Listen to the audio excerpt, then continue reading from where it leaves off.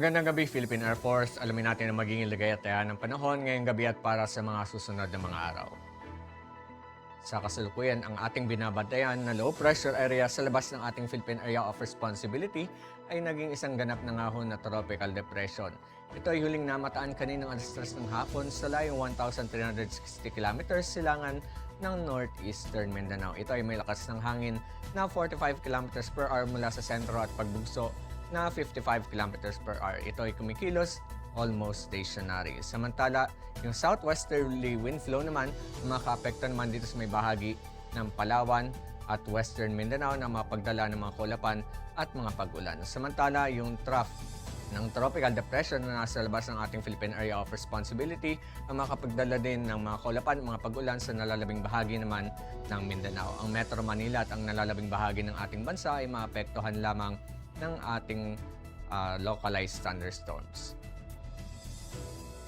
Para sa maging forecast track nitong tropical depression na nasa labas ng ating Philippine Area of Responsibility, ito ay kikilos within the next 24 hours, almost stationary or erratically, at inaasahan nito na kikilos generally northwestward throughout the forecast period. Ito ay inaasahan na papasok ng ating Philippine Area of Responsibility Thursday afternoon or evening at ito ay papasok as tropical storm category and posibleng niya ring maabot ang typhoon category naman pagdating naman ng Sabado. Pag ito ay nakapasok na ng ating Philippine Area of Responsibility, ito ay papangalanan nating Domeng. Sa ngayon ay mababa naman ang tsansa nitong ating tropical depression na maglandfall sa kahit anong bahagi ng ating bansa, ngunit posible ito mag-close approach dito naman sa may bahagi ng extreme northern Luzon. Inaasahan rin na itong tropical cyclone na ito ay posibleng nga ma-enhance yung ating southwest monsoon pagdating ng Sabado. At para sa ating general area forecast, asahan natin ang Palawan ay makakaranas pa rin ng maulap na kalangitan na may kalat-kalat na pagulan, pagkidlat at pagkulog. Samantala ang Metro Manila at nalalabing bahagi ng Luzon, ganoon na rin sa buong Visayas, asahan naman natin ang bahagi hanggang sa maulap na kalangitan na may pulo-pulong pagulan, pagkidlat at pagkulog. Ang buong Mindanao naman, asahan naman natin ng maulap na kalangitan na may kalat-kalat na pagulan, pagkidlat at pagkulog.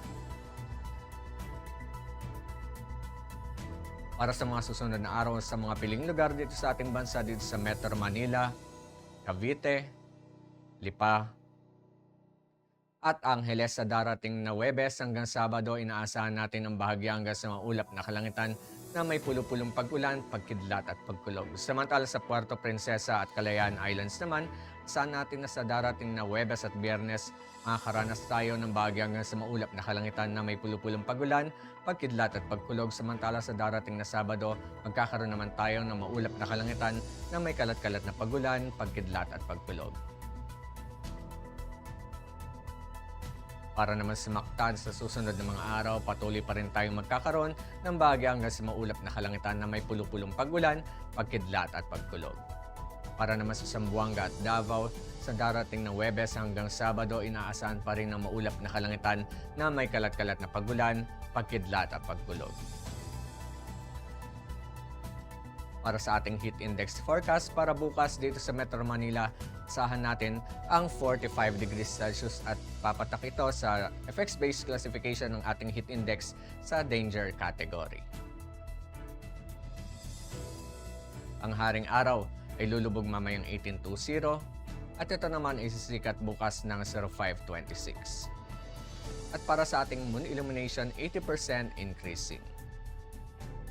At para manatiling updated sa lagay at taya ng panahon, i-follow lamang ang Air Force Weather Center sa aming mga official social media accounts.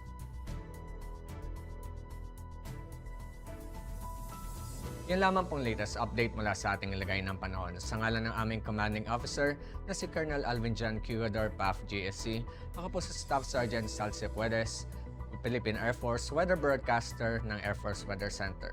Muling magandang gabi, Philippine Air Force.